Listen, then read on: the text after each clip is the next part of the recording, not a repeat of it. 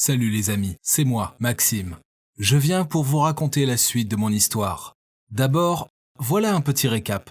Donc, mon ex Diane m'a trompé avec un imbécile de la fac, et ça m'a brisé le cœur. Alors j'ai décidé que si je n'étais pas heureux, les autres ne devraient pas l'être non plus.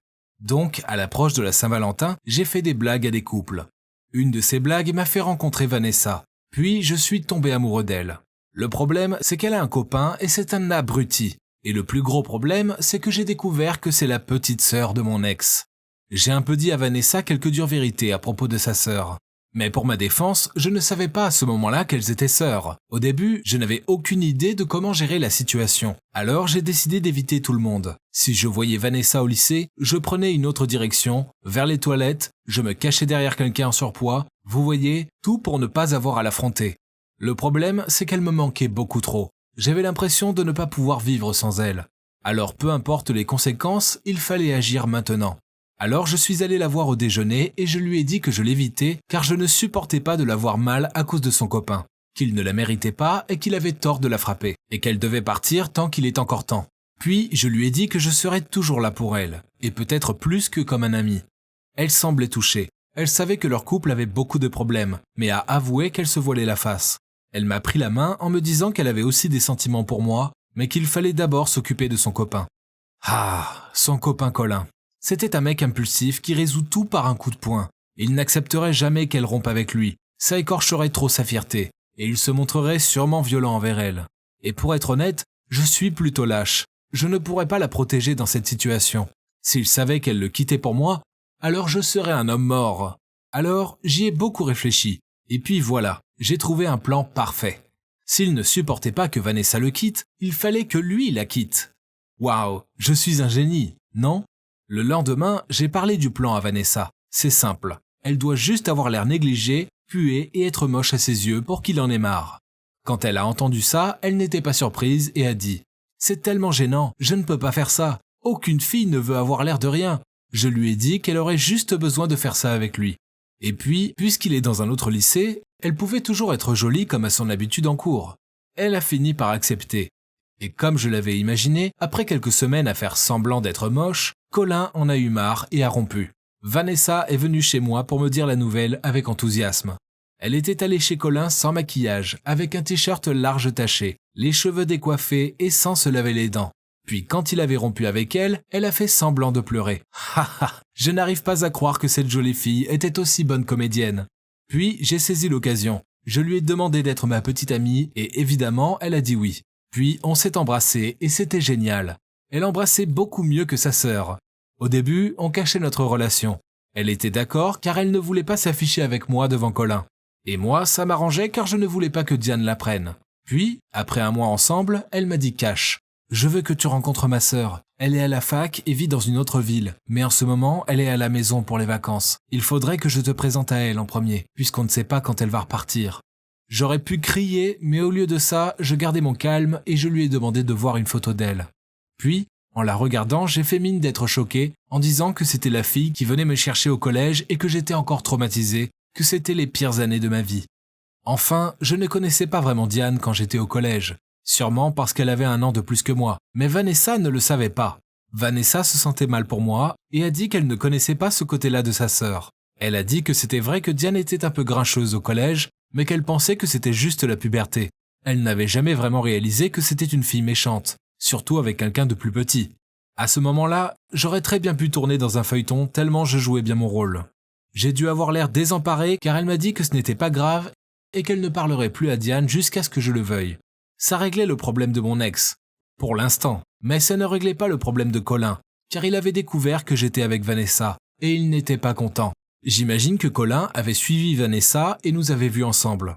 Puis il m'avait suivi chez moi, car ce fou est venu chez moi et m'a crié de ne pas m'approcher d'elle. Bon, je ne pouvais pas lui en vouloir. Personne n'aime le nouveau partenaire de son ex. Non seulement ce fou sait où j'habite, mais maintenant ma sœur Clara est au courant de ma relation avec Vanessa. Puisqu'elle m'en veut toujours de ma blague de la Saint-Valentin, petit récap, c'était avec elle, son copain et beaucoup de scotch. Alors je n'étais pas très surpris quand elle m'a souri en me disant « Tu verras, je n'ai pas oublié ce que tu m'as fait le jour de la Saint-Valentin. Maintenant, c'est l'occasion de me venger. Haha !»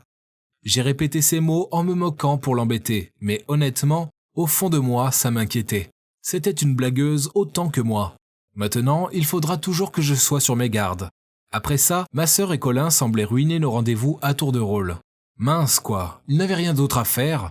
Une fois, j'embrassais Vanessa dans le jardin, quand soudainement de l'eau est tombée de nulle part. On était complètement trempés. J'ai regardé autour et j'ai vu ma sœur sur le balcon de l'étage avec un seau vide. Elle a dit « Oups, je voulais juste arroser les fleurs ». Puis, à une soirée cinéma, Colin s'est pointé pour voir le même film et il s'est assis juste derrière nous et n'arrêtait pas de donner des coups dans le siège. Il m'a même lancé du popcorn. Plus tard, je suis rentré et j'ai regardé la capuche de mon sweat. Il y avait plein de détritus et assez de popcorn pour mon prochain rencard ciné. Quel gamin! C'était des futilités, mais ça commençait vraiment à m'agacer. Puis, à notre anniversaire de nos 2 mois ensemble, j'ai dit à Vanessa de se faire belle, puis je l'ai emmenée dans un restaurant italien chic. Le repas était super jusqu'à ce que je veuille prendre mon portefeuille dans ma poche pour payer. Je fus choqué qu'une photo d'une fille en bikini tombe du ciel. J'étais si choqué que je restais figé et confus.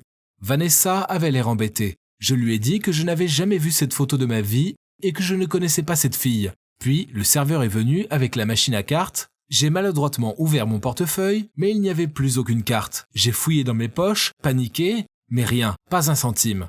Rongé de honte, j'ai marmonné que je n'avais pas d'argent sur moi. C'était le pire moment de ma vie. Je pensais que j'allais perdre ma copine et que je devrais faire la plonge. Mais ensuite, j'ai entendu une dispute dehors. Vanessa, le serveur et moi regardions par la fenêtre. C'était ma sœur et Colin qui se criaient dessus. On est sortis pour écouter la conversation. Il se trouve que ma sœur avait sorti toutes les cartes de mon portefeuille pour que je ne puisse pas payer. Elle nous avait observés et épiés toute la soirée depuis la fenêtre en attendant le moment où elle verrait ma mine défaite en voyant que mes cartes avaient disparu. Mais elle fut déçue car ça ne s'est pas passé comme prévu, puisque je me disputais avec Vanessa à cause d'une photo stupide. C'est là qu'elle a regardé le mec fou à côté d'elle qui était mort de rire d'avoir réussi son coup. Vous vous doutez de qui il s'agit. Le mastermind derrière cette blague de la photo du bikini. Clara était énervée et a commencé à se disputer avec Colin car elle trouvait que sa blague était tombée à l'eau et ça ne lui faisait pas plaisir. C'est vraiment bête, car s'ils n'avaient pas été si fiers et têtus, ils auraient pu me voir essayer de me sortir lamentablement de cette situation catastrophique de n'avoir pas de carte et cette photo d'une autre fille. Mais ils avaient été pris sur le vif en train de me piéger. Vanessa a désigné Colin et a dit au serveur « Il va payer notre repas ». Puis elle m'a pris le bras et m'a emmené ailleurs. Alors oui, on a laissé ma sœur et Colin se disputer et j'ai ramené Vanessa chez elle. Puis, quelques jours plus tard, Colin m'a écrit « C'est fou ce qu'on peut trouver en fouillant dans le passé. Je sais tout sur toi et Diane. Arrange-moi un rencard avec ta sœur ou sinon je dis tout à Vanessa. » Mince, qui aurait cru qu'après ce stupide incident, ce fou de Colin aurait des sentiments pour ma sœur diabolique. Paniqué, j'ai répondu que ma sœur avait déjà un copain. Et sans surprise, Colin se fichait de ce détail. Il m'a dit un endroit et une heure et a dit que ma sœur ferait mieux d'y être, sinon il ne dirait pas seulement à Vanessa pour Diane, il me gâcherait aussi la vie à 100%. Oh my god, que dois-je faire maintenant? Dois-je vraiment organiser un rencard entre ma petite sœur et ce fou de Colin? Bon, oui, elle n'est pas vraiment saine d'esprit non plus, mais c'est quand même ma sœur. Mais si je refuse de l'aider, qui sait ce qui va m'arriver demain? Enfin, je ne veux pas que Vanessa sache pour Diane, et je ne veux pas me faire tabasser. Je suis tellement perdu. Ça me tue. Salut, je m'appelle Quentin et quelque chose de vraiment effrayant m'est arrivé, alors je vais vous le raconter. Mais je dois vous prévenir, ça fait un peu flipper. Alors c'est possible que ça vous fasse tellement peur que vous dormiez la lumière allumée. C'est aussi possible que vous ne me croyez pas. Et c'est à vous de voir, mais merci de vous rappeler que ce fut vrai pour moi. Je crois en ces choses depuis toujours. En fait, je suis obsédé par la vie après la mort depuis que je suis petit. Avant, j'avais des rêves ouverts où des inconnus venaient et essayaient d'entrer en contact avec moi. C'était souvent si ambigu que je voyais à peine leur visage, et tout ce dont je me souvenais au réveil était une ombre ou une forme indistincte faisant des gestes étranges, comme un message. Quand j'en ai parlé à mes parents, ma mère m'a dit que c'était des bêtises, mais ma grand-mère m'a assuré que ça pouvait être des esprits qui essayaient de me dire quelque chose. Elle m'a dit de ne pas m'inquiéter car la plupart des esprits étaient bienveillants. Parfois, ces esprits me disaient des choses. Une fois, il y en a eu un avec un chien, puis un mois plus tard, mon père est rentré à la maison avec un chiot. Puis, une autre fois, j'ai rêvé que ma grand-mère décédait. Je n'ai pas osé raconter ce rêve, j'avais trop peur qu'il devienne réel. Et, vous l'avez deviné, quelques mois plus tard, elle décédait. J'ai fini par appréhender ces rêves, et pire encore, maintenant je n'avais plus ma grand-mère pour lui raconter mes rêves. Pour être honnête, en grandissant, mes rêves se sont arrêtés. mais ma fascination pour la vie après la mort a continué. Je savais qu'il ne fallait pas plaisanter avec ce genre de choses, car cela n'apportait rien de bon, selon ma grand-mère. Mais ensuite, j'ai commencé à sortir avec Jennifer, et je voulais vraiment lui montrer cette partie du monde. Alors j'ai acheté une planche Ouija sur Amazon. Enfin, c'est une planche plate avec des lettres et des chiffres qui s'utilisent comme porte vers le monde des esprits. Je connaissais les règles. Ne jamais faire ça chez soi, car c'était s'attirer des ennuis. Je ne voulais surtout pas réveiller un poltergeist ou autre chez moi. Et aussi, ne jamais demander à un esprit de se montrer.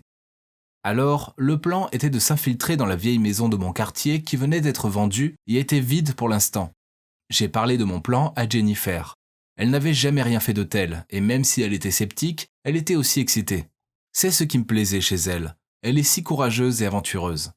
On s'est retrouvés dans la cour de la maison à 3 heures du matin comme prévu, et on était tous les deux déterminés à essayer d'entrer à l'intérieur. Oui, je sais, ça sent le roussi. Mais on ne voulait pas saccager la maison ou autre, on voulait juste un endroit désert pour tester la planche. D'abord, on a créé une atmosphère en allumant des bougies, de l'encens, et on a fait brûler de la sauge. Avant de commencer, j'ai pris la main de Jennifer et je lui ai dit tout haut « S'il te plaît, ne réveille pas les forces démoniaques ». Puis j'ai mis une pièce en argent sur la planche pour éloigner les mauvais esprits. Puis on a tous les deux mis notre index sur la planchette qui sert à désigner, et en prenant une grande aspiration, j'ai appelé dans la pénombre. « Il y a quelqu'un ? Si des esprits viennent ici, parlez-nous s'il vous plaît. » Rien. Même pas un brin de vent. Jennifer a rigolé et ça m'a embêté. J'imagine qu'elle voyait sur mon visage que ça m'énervait. Alors elle a souri en disant « Désolé, réessayons. » Puis elle a remis son doigt.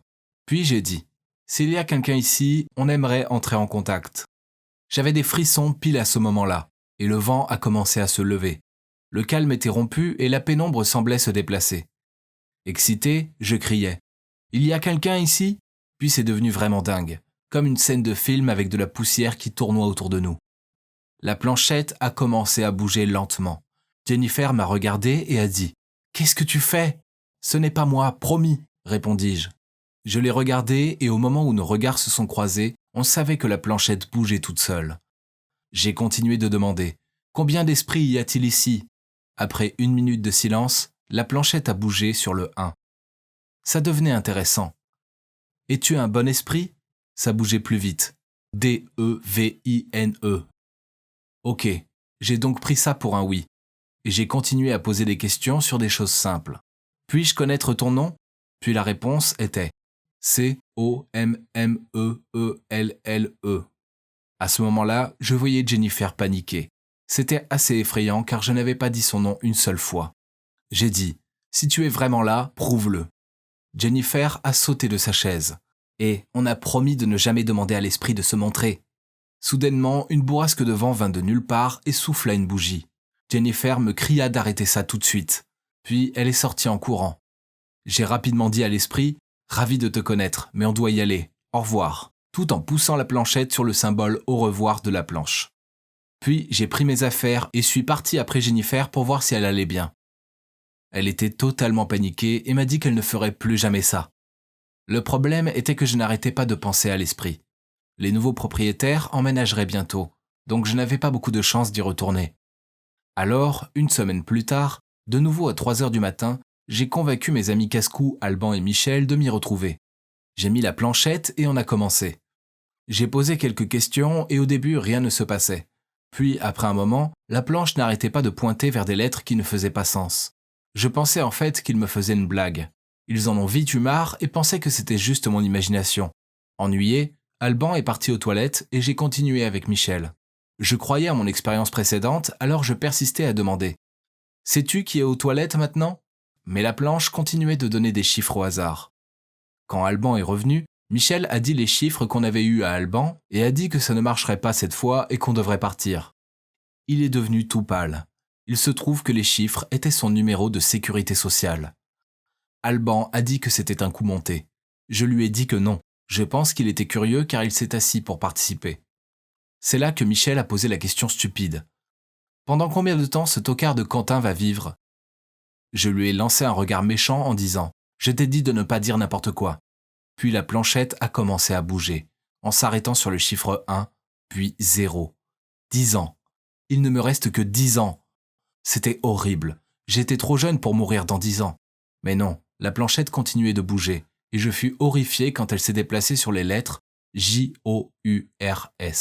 « Arrêtez les gars, c'est pas drôle », criai-je. Ils me regardaient à la fois choqués et effrayés. Ok, j'étais quasiment sûr qu'ils ne l'avaient pas déplacé. Ils m'ont supplié d'arrêter le jeu et de rentrer, en me disant de ne plus jamais rejouer à ce jeu. Facile à dire. Ce n'est pas à eux qu'on a dit qu'ils allaient mourir dans 10 jours. Je n'arrêtais pas de penser à ce qu'il s'était passé. C'était horrible, et j'étais tellement stressé que j'ai mis des heures à m'endormir. Puis j'ai fini par m'endormir et j'ai fait un rêve ouvert. J'ai rêvé de l'esprit d'une fille qui m'accompagnait à l'école quand soudainement elle me poussa sur la voie et une voiture approchait. Je me suis réveillé en sueur. 3 jours plus tard, je suis retourné dans la maison tout seul et j'ai posé une seule question. Combien de temps me reste-t-il à vivre ? Et elle a répondu 7 J-O-U-R-S. Donc ce n'était pas une réponse au hasard. L'esprit calculait mes jours restant sur Terre. 3 jours plus tard, je ne pouvais m'empêcher d'y retourner pour répéter toujours la même question. Et la réponse fut 4. Je ne pouvais pas attendre que la mort arrive. Il fallait que je fasse quelque chose. Alors j'en ai parlé à mes parents, mais ils ne me croyaient pas. Ils m'ont même grondé d'avoir fait des jeux bizarres en pleine nuit. Le jour où j'étais censé mourir, ils ont vu l'état dans lequel j'étais. Je n'arrêtais pas de trembler et je refusais de sortir du lit. Il était hors de question que je m'approche d'une route aujourd'hui. Alors ma mère a appelé l'école pour dire que j'étais malade. Puis elle est restée travailler à la maison et est restée à mes côtés. Ce jour est passé si lentement. Mais rien ne s'est passé. Nous sommes maintenant 1 mois plus tard et je suis toujours en vie. J'ai été puni pendant 3 mois pour être sorti au milieu de la nuit et avoir fait peur à mes parents. Quand ma punition fut terminée, il était hors de question que je retourne avec la planche Ouija dans des maisons vides. En fait, je l'ai mise au grenier et elle y restera toujours. Donc, voilà mon histoire. Voyez par vous-même si vous voulez essayer ou pas, mais je vous conseille de ne pas vous lancer là-dedans car ça ne vaut pas le coup. Avez-vous déjà porté un appareil dentaire? Si oui, je vous comprends. J'espère que votre expérience fut meilleure que la mienne. Je pensais qu'un appareil dentaire me rendrait la vie meilleure. Mais mon Dieu que j'avais tort. Tout a commencé parce que mes dents étaient ignobles. Elles étaient courtes et il y avait de grands espaces entre elles. Mes amis faisaient des blagues dessus et c'était vraiment blessant. Mais j'ai essayé de ne pas montrer ce que je ressentais et rigoler avec eux. Puisque mes parents travaillaient loin tout le temps, je vivais avec mes grands-parents dans le New Jersey. Et ils n'ont jamais pensé que mes dents avaient un problème. Ils ont dit qu'elles pousseraient en grandissant. Mais honnêtement, j'en avais marre qu'on se moque de moi. J'ai fini par vouloir trouver une solution moi-même. À chaque fois que mes parents m'envoyaient de l'argent de poche, j'économisais chaque centime. En 3e, j'avais économisé assez. Alors je suis allée chez un dentiste pour lui demander un appareil dentaire. Mon dentiste m'a dit qu'il faudrait le porter pendant 2 ans. Et je me suis dit que ça ne serait pas si grave, non? Enfin, quelques amies avaient un appareil aussi, et elles étaient toujours jolies. Malheureusement, ce n'était pas mon cas. Mes dents étaient tellement mal rangées qu'un appareil de base ne suffirait pas. Une de mes amies avait eu un appareil invisible. Alors j'ai demandé à mon dentiste si je pouvais en avoir un, mais il a dit qu'il me fallait quelque chose de plus coriace. Je me suis retrouvée avec des bagues en fer noir, et je paraissais encore plus moche qu'avant. J'étais si stupide d'imaginer qu'un appareil rendrait mes dents plus belles comme par magie. Mes amis trouvaient ça drôle et disaient qu'on aurait dit que j'avais un chemin de fer dans la bouche. Tout le monde se moquait de moi, et je me suis lentement éloignée d'eux. Ces jours-là furent parmi les pires de ma vie, et tout ce que je voulais était m'enfuir où personne ne me connaîtrait. Alors, après avoir eu mon brevet, j'ai convaincu mes parents de me laisser venir vivre avec eux à New York. Je me suis dit que ça pourrait être un nouveau départ à mon nouveau lycée. Mais en sachant que je devais porter l'appareil pendant 2 ans, il fallait que j'aie un plan. Je ne voulais pas être le bouc émissaire encore une fois. Alors, j'ai fait semblant d'être muette, pour ne pas montrer mon appareil. Le jour de la rentrée à mon nouveau lycée, j'avais fait une lettre disant que j'étais muette suite à une opération du larynx, et que j'étais en phase de guérison, mais que ça prendrait plusieurs années. J'ai même imité la signature de mes parents. Heureusement pour moi, ils étaient trop occupés pour m'accompagner le jour de la rentrée, donc tout s'est passé comme prévu. Je pensais que quelqu'un serait dubitatif, mais on ne m'a rien demandé. Même les profs compatissaient et disaient que tout se passerait bien, et que je réussirais quand même. Je n'y croyais pas, mais je savais qu'il fallait que je sois prudente. Alors je me suis mise à part pour que les autres n'essayent pas de me parler. Je ne mangeais même pas à la cafétéria, car j'avais trop peur que les autres voient comme c'était gênant quand je mangeais. Je devais vraiment ouvrir ma bouche très grand et mâcher très lentement. Et ensuite, il y avait toujours des morceaux coincés dans les bagues. Mis à part de vilaines dents, je n'étais pas moche. En fait, grâce à l'appareil dentaire, j'avais perdu 10 kilos. Alors, mon corps était canon. Si je n'ouvrais pas la bouche, j'étais plutôt jolie. Et puisque je me tenais éloignée des autres, j'avais un côté mystérieux. Après environ une semaine, quelques mecs sont venus vers moi pour essayer de me draguer. Mais je les ai ignorés. Je savais que si j'ouvrais la bouche, ce serait fichu. Je voyais qu'ils pensaient que je jouais un peu les divas, mais c'était toujours mieux que de dévoiler mon vilain secret. Il y avait ce mec, Joe, que j'aimais secrètement. Et je savais que c'était réciproque, car il essayait toujours de me parler. Mais évidemment, je l'ignorais, et je me sentais coupable. Chaque fois qu'il venait vers moi, je faisais semblant d'être occupée, ou je faisais comme s'il était invisible. J'aurais aimé pouvoir être honnête avec lui, mais alors il n'en penserait plus pour moi. Enfin, quel mec voudrait sortir avec une fille qui porte un tel appareil? Quant aux filles, elles ne m'aimaient pas du tout. Une fois, une fille de ma classe, Angèle, a essayé de me poser une question, et je suis partie. Elle m'a crié dessus en me demandant pourquoi j'étais si méchante, en disant que personne ne l'avait ignorée avant moi. C'était la fille la plus populaire du lycée, et depuis ce jour-là, elle s'est mise à mal me traiter. Je l'entendais murmurer à ses amis que je devais être dans une école pour handicapés. Et puis un jour, elle est venue me le dire en face. Ça m'énervait tellement. Ce lycée était aussi nul que le collège. Je ne comprenais pas pourquoi les gens étaient si méchants. Mais ça, c'était rien. Ça a empiré. Un jour, je me suis réveillée avec un rhume. Je n'arrêtais pas de tousser et d'éternuer. Mais je ne pouvais pas rater les cours, car on avait un contrôle ce jour-là. J'ai décidé de porter un masque pour qu'on ne voie pas mon appareil si je devais tousser ou éternuer. Quand j'ai fini le contrôle, j'étais à mon casier et soudainement, j'ai eu une crise d'éternuement. J'ai éternué 5 fois de suite. Et puis j'ai dit « Eh ben !» tout fort par réflexe. Puis j'ai paniqué. J'étais censée être muette et je venais de parler. Et si on m'avait entendue? Eh bien oui. Je me suis retournée et Angèle était là avec ses amis. Elle me regardait l'air surpris et Angèle a dit « Je pensais que tu étais muette, hein ?» Puis elle est venue vers moi pour m'arracher mon masque. Soudainement, Joe est apparu et l'a empêché. Il lui a dit de reculer. Puis il est resté pour me protéger. Personne n'avait fait quelque chose d'aussi gentil pour moi depuis des années. C'est là que j'ai commencé à sortir avec Joe. On allait à la bibliothèque, se balader en forêt, et on jouait même du piano ensemble. Je tenais un petit carnet pour écrire tout ce que je voulais lui dire. Et évidemment, je ne faisais que sourire. Je ne riais jamais quand j'étais avec lui. Mais un jour, il s'est penché pour m'embrasser, et le pire s'est produit. L'idée que ses lèvres touchent mes bagues métalliques m'a dégoûtée de moi-même.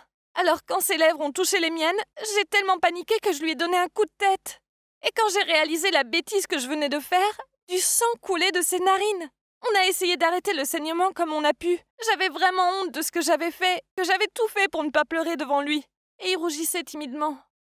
Après ça, c'était difficile d'être vraiment détendue avec lui. Même si je l'appréciais beaucoup, j'avais peur qu'il aperçoive mes horribles dents et rompe avec moi. Et je ne savais pas ce qui allait se passer.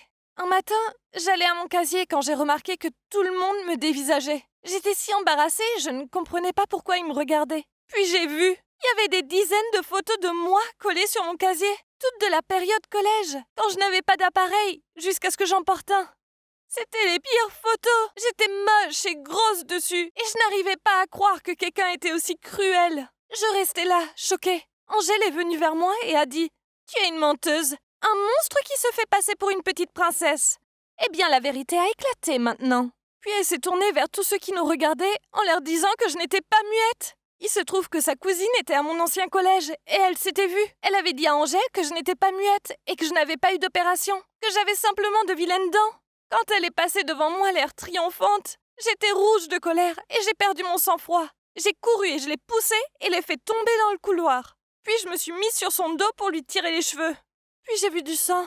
C'est là que j'ai compris ce que j'avais fait. J'étais allée trop loin. Ses dents de devant s'étaient cassées en tombant. Tout le monde prenait des photos pendant que j'étais assise sur le dos d'Angèle, empoignant ses cheveux et ma bouche était grande ouverte, dévoilant mon affreux appareil. Joe était aussi là et me regardait, stupéfait.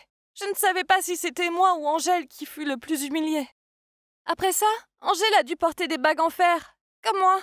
Le dentiste a dit qu'il y avait des problèmes avec son canal dentaire, donc qu'elle ne pouvait pas avoir d'implant. La seule solution était de porter des bagues en espérant que les dents viennent boucher le trou. Et mes parents ont dû venir au lycée pour s'excuser. Et bien sûr, j'ai été exclue pour ce que j'ai fait. Pas seulement pour avoir poussé Angèle, mais pour avoir imité la signature de mes parents. Joe ne m'a plus jamais parlé, ce qui m'a brisé le cœur. Mais le pire, c'est ce qui s'est passé quelques semaines plus tard. J'ai découvert que Joe et Angèle ont commencé à sortir ensemble. Je savais qu'Angèle faisait ça par vengeance. Mais je me demandais, est-ce que ça voulait dire que Joe ne trouvait pas que les filles avec un appareil étaient moches? Alors, pourquoi avoir caché le mien? Et il y a encore une chose que je veux savoir. Comment font-ils pour s'embrasser puisqu'Angèle a un appareil? Salut les amis, c'est encore moi, Maxime. Je vais vous partager la fin de ma merveilleuse histoire. Et croyez-moi, ça en vaut la chandelle.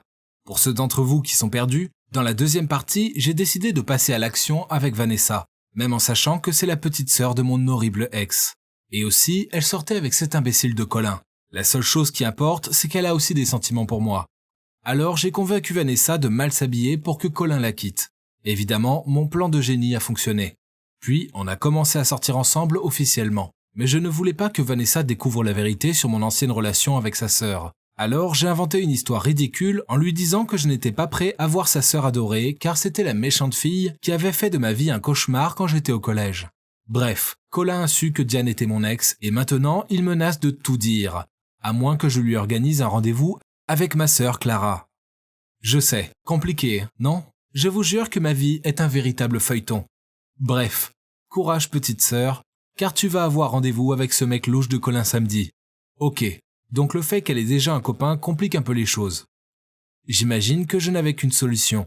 Il fallait que je la piège pour qu'elle aille au rendez-vous. Et Clara adore chanter. Mais enfin, elle n'a pas l'oreille musicale. Mais elle se prend pour quelqu'un comme Katy Perry. Donc, je me suis dit que le meilleur moyen pour qu'elle aille voir Colin était d'inventer une histoire d'agent chercheur de talent qui serait intéressé par elle. Je lui ai dit que j'avais un ami qui avait un ami qui connaissait un agent chercheur de talent, et que cet agent adorerait dîner samedi avec elle et parler de sa carrière. Au début, elle a levé les sourcils en disant « C'est ça, ouais ». Donc j'ai soupiré longuement avant de répondre. « C'est très difficile pour moi d'admettre que tu as du talent, mais tu en as. Donc que tu ailles voir l'agent ou pas, ça m'est égal », dis-je en haussant les épaules avant de partir. Je n'étais pas bien loin quand elle a crié « Ouais, d'accord, je vais y aller ». Bingo. Je savais que ma sœur ne pouvait pas résister à l'idée de prendre l'avantage sur moi. Malheureusement pour elle, ça n'arrivera jamais. Évidemment, je n'étais pas complètement débile. Colin est un idiot lunatique, donc le moins que je puisse faire était de la suivre discrètement pour m'assurer qu'il ne lui arrive rien. Je me suis assis au restaurant avec mes lunettes de soleil, une fausse moustache et une casquette. Quel maître de la dissimulation! Je devrais me lancer dans l'espionnage. Clara était bien trop occupée à parler d'elle pour me remarquer. Elle ne semblait pas reconnaître Colin comme l'ex de Vanessa non plus. Sûrement parce qu'il avait les cheveux propres et c'était quoi cette odeur d'après-rasage? Je l'ai entendu lui dire. « Donc, vous pensez vraiment que je puisse être chanteuse ?» Colin semblait perplexe, mais il a haussé les épaules et a dit « oui, bien sûr ». Même si elle n'arrêtait pas de parler de chant, il continuait de la draguer. En disant des trucs bateaux du genre qu'elle était jolie tout en caressant son bras. Burk. À un moment, Clara s'est mise à chanter. Colin semblait stupéfait et le serveur qui passait s'est même bouché les oreilles. C'était tellement drôle que je ne pouvais pas m'empêcher de rire bruyamment. Puis elle a dû avoir une illumination sur son identité, car elle l'a regardé de près, s'est levée puis a dit « Attendez un peu, oui, excusez-moi, je dois aller aux toilettes. » En sortant de la pièce en courant, je savais qu'elle se sauvait. Oh non! Si elle faisait ça, Colin dirait tout à Vanessa et ma vie serait anéantie. Donc je lui ai couru après en criant son nom. Au début, elle m'a regardé bizarrement. Alors j'ai enlevé mes lunettes de soleil et ma fausse moustache. Elle était en colère, mais je savais que je devais lui dire que Colin me faisait du chantage. J'ai même réussi à faire semblant de pleurer. Au début, elle était furieuse et m'a crié dessus. Beaucoup. Mais ensuite, elle s'est calmée et a souri. Oh oh, ce sourire n'annonçait rien de bon. Elle m'a dit « Ok, j'y retourne, mais tu devras faire tout ce que je dis. » Pendant tout le mois. Je n'aimais pas du tout ça, mais je n'avais pas le choix. Alors j'ai accepté. Elle est retournée à l'intérieur et le rendez-vous semblait bien se passer. Le problème, c'était que maintenant, je n'avais plus à me soucier de Colin, mais de ma sœur. Pourquoi est-ce que je me retrouve dans ce genre de situation? Est-ce que c'est le karma qui se venge pour avoir plaisanté avec tous ces couples? Je devais faire toutes les corvées de Clara, y compris passer le week-end à la maison pour garder la fille des voisins. Ah. Puis j'ai dû envoyer un message à son copain en m'excusant pour la blague de la Saint-Valentin. Petit rappel, c'était avec ma vitesse légendaire et beaucoup de scotch.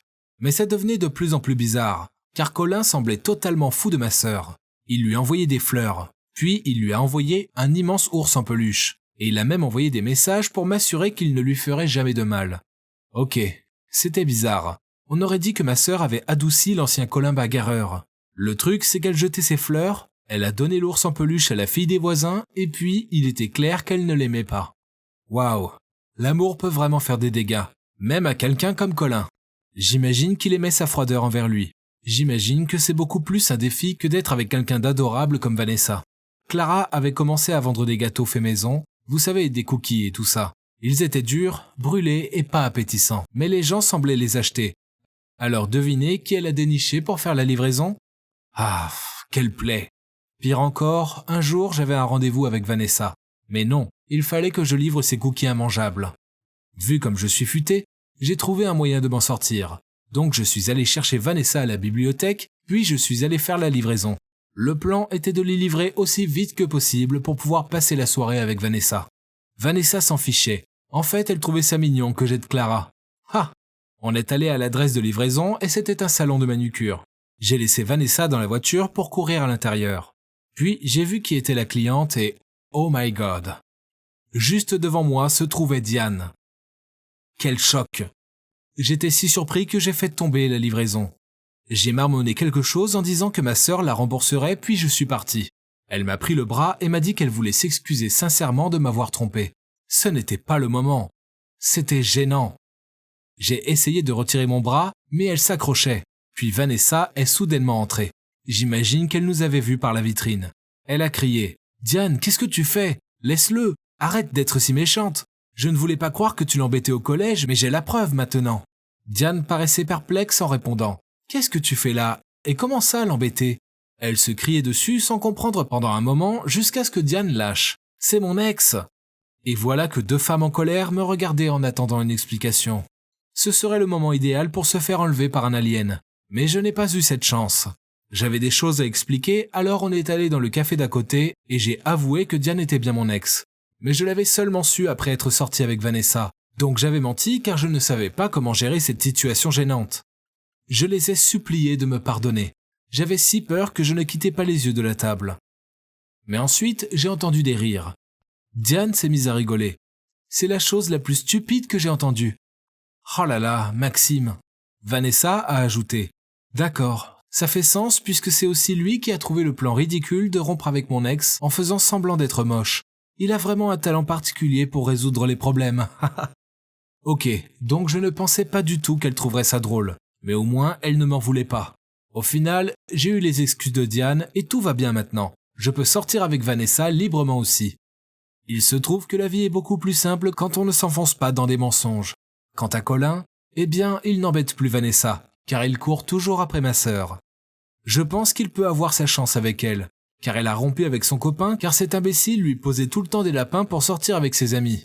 Même si j'ai vu une facette différente de Colin, je ne sais pas comment je me sentirais si c'était mon beau-frère un jour. Ah, mais oui, je reste avec ma copine donc tout se termine bien. Quant aux blagues, je ne peux pas promettre que je n'en ferai pas une ou deux de temps en temps à l'avenir. Mais je promets de ne plus jamais m'en prendre au couple amoureux. J'ai appris la leçon. Salut les amis, je m'appelle Stéphanie. J'ai une question pour vous. Promettez d'être honnête, hein? Avez-vous déjà eu un coup de cœur pour l'un de vos profs? Si oui, j'imagine que mon histoire vous semblera familière. Je vais vous parler de mon super petit copain, Joseph. J'ai fait tellement d'efforts pour le conquérir. Mais croyez-moi, il en valait vraiment la peine. Alors, tout a commencé l'an dernier, quand j'étais en 2e année, en art du spectacle. Quant aux mecs de mon âge, bof, quel ennui. Je ne leur prêtais pas beaucoup d'attention, car ils étaient immatures, et honnêtement, ils étaient pénibles. À choisir entre sortir avec un abruti immature ou être célibataire pour toujours, il n'y avait aucun doute. Un jour, j'étais chez ma meilleure amie Sandra. On est amis depuis toujours. Et même si on est dans des facs différentes, on se voit toujours beaucoup. Pendant qu'on mangeait les délicieux burgers préparés par Sandra, on parlait de la fac, des fringues, des mecs. Vous voyez, ce genre de truc. Puis Sandra m'a dit qu'il y avait un nouveau prof dans sa fac. Il s'appelait Joseph. Elle le décrivait comme étant super canon, grand, intelligent, sportif. Et il avait une moto. Ça semblait trop beau pour être vrai. Alors je me suis dit qu'il devait y avoir un truc. Peut-être qu'il avait plein d'acné, ou qu'il avait une femme et 3 enfants. Il n'a pas d'acné, il n'est pas marié, et voilà à quoi il ressemble. Elle me montra son téléphone. C'était la photo d'un mec super canon. Je lui ai pris le téléphone des mains pour faire défiler les photos de sa page. Mon Dieu, ce mec était si beau. Mais si je ne le rencontrais jamais, je savais qu'il devait m'appartenir. Il me fallait un plan. Alors j'ai supplié Sandra de m'aider. Elle pensait que j'étais folle. Mais bon, c'était ma meilleure amie depuis toujours. Alors, elle savait que j'étais déterminée.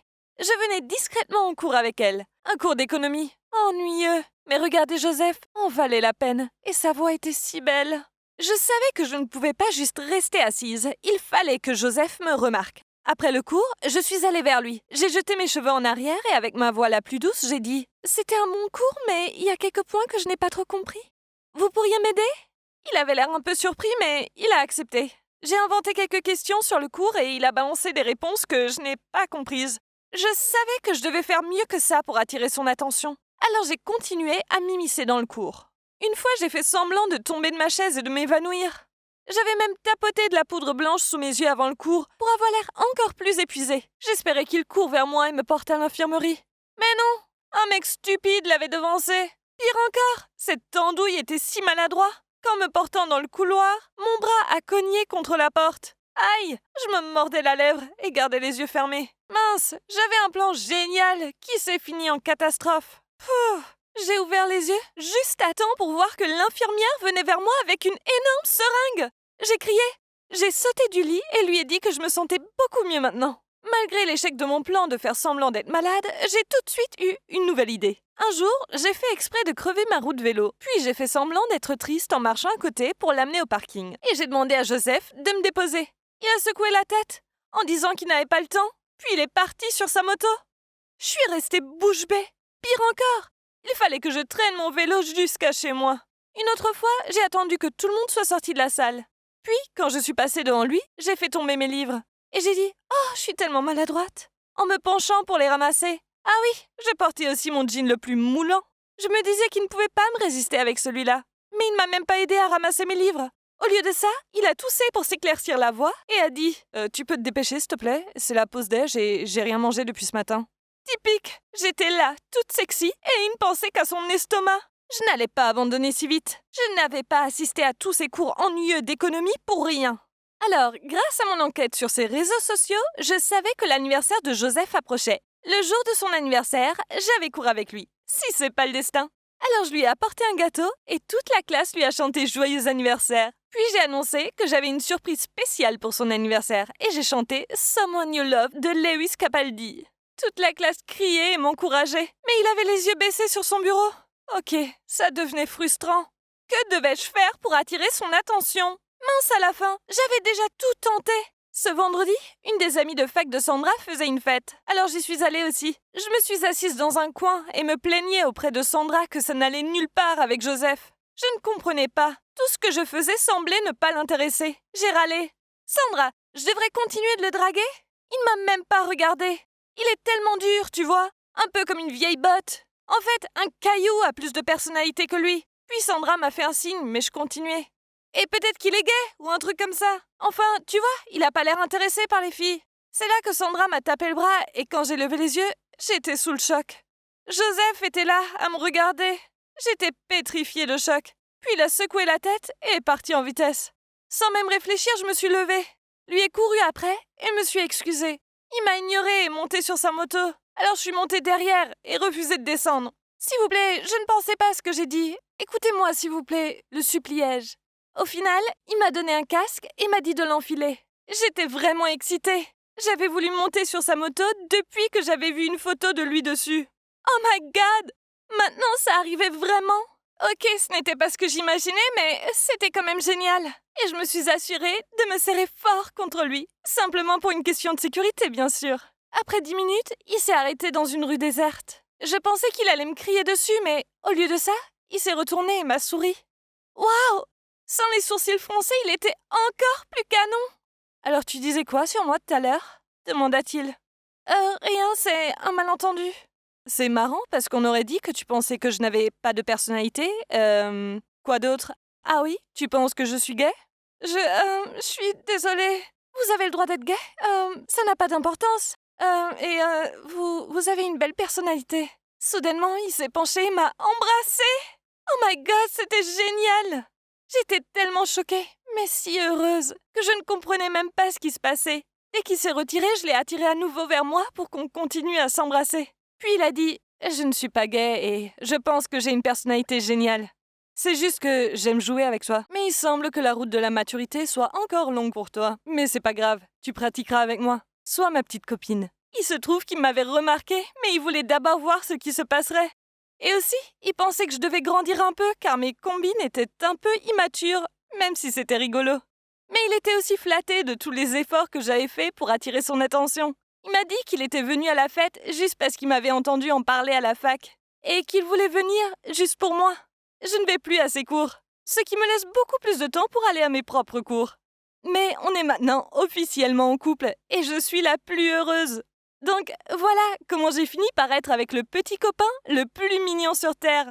Le conseil que j'ai à vous donner est d'être courageux dans votre quête de l'amour. Si vous êtes assis et attendez que ça vous tombe dessus tout cuit, eh bien, vous allez attendre longtemps. Allez, bougez-vous. C'est ce que j'ai fait et ça a complètement marché pour moi. Alors il n'y a pas de raison que ça ne marche pas pour vous aussi.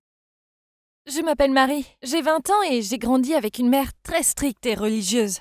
Chaque dimanche à l'église, je faisais la même prière à Dieu. Seigneur, s'il vous plaît, aidez ma mère à devenir quelqu'un d'autre pour que sa vie soit plus facile et confortable. Je ne m'attendais pas du tout à ce que Dieu exauce mes prières, mais ensuite, quelque chose d'inattendu s'est produit. Vivre avec ma mère n'était pas simple pour mon père et moi. Elle était très stricte et avait toujours des attentes stupides très élevées. En conséquence, elle nous donnait une longue liste de corvées ménagères. Et elle pouvait passer d'une femme enjouée à un monstre pour le moindre détail. Un jour, je faisais la poussière et j'ai malencontreusement fait tomber un de ses bibelots chats préférés. Et elle m'a enfermée dans ma chambre toute la journée. Une autre fois, mon père a oublié de sortir la poubelle, alors elle l'a vidée dans sa sacoche. Ma mère voulait aussi qu'on vive selon ses règles. Le dîner était à 19h pétante. On se couchait à 21h30 sans aucune exception. Et je n'avais jamais le droit de sortir avec un garçon. Enfin, sérieusement, j'ai 20 ans. J'ai commencé à voir ce mec en cachette, Ben. Il est tellement sympa et attentionné. Mais je savais que ma mère ne serait pas de cet avis. Alors, quand je suis allée chez lui, j'ai dû lui faire croire que j'avais rendez-vous avec des amis. C'était difficile de mentir à ma mère, et ça me saoulait de ne pas pouvoir rester chez lui. J'étais une femme, mais ma mère me traitait comme si j'étais encore une enfant. Même si mon père aimait ma mère, ses règles strictes et ses humeurs nous affectaient. Un jour, j'ai entendu ma mère crier à mon père « Tu n'es qu'un vieil imbécile sans intérêt, et je ne sais pas pourquoi je t'ai épousé !» Je suis entrée dans la cuisine et j'ai vu mon père soupirer profondément en regardant dans le vide. Il se trouve qu'elle était en colère car il avait fait des toasts avec le pain que ma mère avait gardé pour faire des sandwichs. Je me sentais mal pour lui, alors la fois suivante à l'église, j'ai fait ma prière habituelle à Dieu. Je ne pensais pas que ma mère changerait ses habitudes. Mais ensuite, tout a été bouleversé après le terrible accident. Ma mère a eu un grave accident de voiture et l'airbag ne s'est pas ouvert à temps. Sa tête a cogné très fort et elle s'est retrouvée dans le coma. Voir ma mère inconsciente et sans défense était horrible. J'ai prié Dieu pour qu'elle se réveille, même s'il fallait subir ses règles strictes. Je pensais vraiment qu'elle était dans cet état à cause de moi et de mes prières diaboliques. Puis, un miracle s'est produit. Après 3 mois atroces, ma mère s'est réveillée. Merci Seigneur d'avoir exaucé mes prières à nouveau. Sauf que ma mère me regardait comme si j'étais une parfaite inconnue. Puis elle m'a dit « Ma belle, tu es dans le même lycée que moi? Car tu me dis quelque chose. Hein? Que se passe-t-il » Puis, quand elle a vu son reflet dans le miroir, elle a crié et a dit « Pourquoi je suis si vieille? Ce miroir est cassé !» Le médecin a fait quelques tests. Il se trouve que ma mère n'avait plus de souvenirs après ses 18 ans. Alors, dans sa tête, elle est toujours une lycéenne de 18 ans. Avoir une mère avec la mentalité d'une ado était, difficile. On devait décorer la chambre d'amis avec des posters de groupes des années 80, dont je n'avais jamais entendu parler. On devait lui apprendre ce qu'était un ordinateur portable et lui montrer comment se servir de la cuisinière. En plus, elle ne fait plus le ménage et me vole même mes vêtements. Mon père travaille maintenant beaucoup et je dois jouer le rôle de la mère, avec ma propre mère. Je l'ai vue une fois essayer de sortir en cachette avec ma mini-jupe et mon t-shirt délavé. Et j'ai croisé les bras en la grondant. « Tu ne sors pas habillée comme ça !» Elle était furieuse envers moi et est allée bouder dans sa chambre. Oh mon Dieu! Je venais de me rendre compte que j'étais en train de devenir ma mère. Mais elle avait l'air ridicule. C'est une femme de 45 ans, pas une ado. Mais après le choc soudain de ma mère agissant comme une personne totalement différente, je me suis mise à m'attacher à elle. Elle était drôle, très curieuse, et par-dessus tout, elle se fichait des règles. Même si une fois mon téléphone a sonné, elle a eu tellement peur qu'elle l'a attrapé et l'a jeté dans l'évier. Oui, je n'étais pas très surprise, mais c'était plutôt rigolo. Elle ne comprenait plus le monde actuel. Un truc que j'aimais bien, c'était les soirées cocooning avec elle. Elle mettait des chouchous dans mes cheveux et m'aidait à étaler mon masque. Puis on parlait pendant des heures du lycée, des filles méchantes et des garçons mignons. Oui, d'accord. Parler de garçons avec ma mère était bizarre, mais c'était comme si ce n'était pas ma mère, mais complètement quelqu'un d'autre. Puis elle m'a demandé si j'avais un copain, et j'ai acquiescé sans hésiter. Maintenant, je peux parler de lui sans problème, et sans avoir peur de son avis. Je lui ai dit « Ben est tellement mignon, poli, mature et plein de qualités. Et il est super doué avec la technologie. Oh, il a l'air génial !» dit-elle en souriant. Tu pourrais l'inviter pour qu'il me montre ce truc face à book ou quoi sur l'ordinateur ?» J'ai répondu « Oui, bien sûr, Wendy. » C'était bien. Je pouvais non seulement lui parler ouvertement de mon copain, mais en plus, au lieu d'avoir peur de sa réaction, elle était mon amie. Ben est venue et a aidé ma mère avec l'ordinateur, etc. Enfin, elle paraissait toujours perplexe devant tout ça, mais il était très calme avec elle. Même quand elle a pris l'ordinateur portable et s'est mise à le secouer pour essayer de le démarrer. Oui, sinon il y a le bouton on.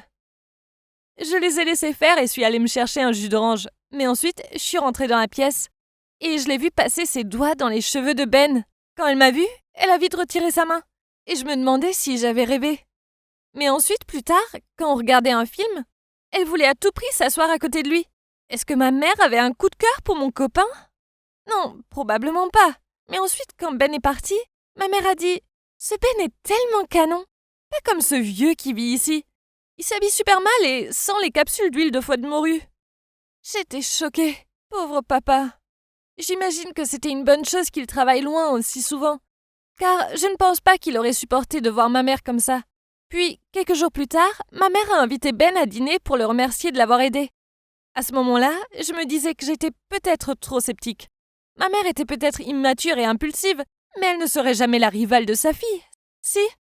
Pendant que je faisais à manger dans la cuisine, il n'arrêtait pas de rigoler dans le salon. Il se racontait des histoires sans fin. Et c'était embêtant que ma mère lui fasse des éloges et sautille comme une enfant. J'ai dû mettre des écouteurs pour me concentrer sur mon repas, pour ne pas avoir à entendre leur bruit stupide. Mais quand j'ai fini de préparer le repas et que j'ai enlevé mes écouteurs, la maison était anormalement silencieuse. Où était-il? Je suis allée dans le salon et j'ai eu la vision la plus horrible. Pendant que Ben était concentré sur l'écran d'ordinateur, ma mère était assise à côté de lui sur le canapé, ses mains sur lui. Quoi? Sa main descendait jusqu'à sa cuisse. « Arrête !» criai-je. Surpris, Ben s'est levé. C'est là que j'ai vu que son t-shirt était plein de sueur. Il a marmonné « J'ai rien fait, ta mère… » Puis il est parti en courant. Inutile de dire que ma mère n'avait pas du tout l'air gênée. Au contraire, elle s'est tournée vers moi et s'est plainte. « Merci beaucoup, Marie. T'as fait peur à mon rencard. » Je devenais folle. Je lui ai lancé un miroir en lui demandant de bien se regarder. Elle m'a crié dessus en me disant que Ben l'aimait pour son esprit, pas pour son âge ou son physique. Et vous savez quoi? Ma mère et Ben s'écrivent maintenant. Je ne sais pas ce qui est le plus choquant, que ma mère essaye de me voler mon copain ou qu'elle ait fini par comprendre comment envoyer des SMS. Ben m'a montré quelques-uns de leurs messages, et ils sont si horribles que j'ai failli vomir. Un message disait « S'il te plaît, Ben, je veux qu'on se voie en secret, t'embrasser et tout. Marie n'a pas besoin de savoir. » Ben m'a expliqué qu'il ne savait pas quoi faire. Il a dit qu'il m'aimait et ne voulait pas risquer de me perdre. Mais il ne voulait pas être méchant avec ma mère, car il savait qu'elle n'était pas dans son état normal. Pauvre Ben qui doit supporter ça. À partir de maintenant, je fais en sorte que Ben et ma mère ne se voient plus. Donc, au début, j'avais un copain en cachette, et maintenant, j'ai une mère qui va embrasser mon copain. Ma vie est dingue. S'il vous plaît, Seigneur, je ne reconnais plus ma mère stricte et disciplinée. Et même si c'est difficile de la supporter, elle me manque, et je veux qu'elle revienne.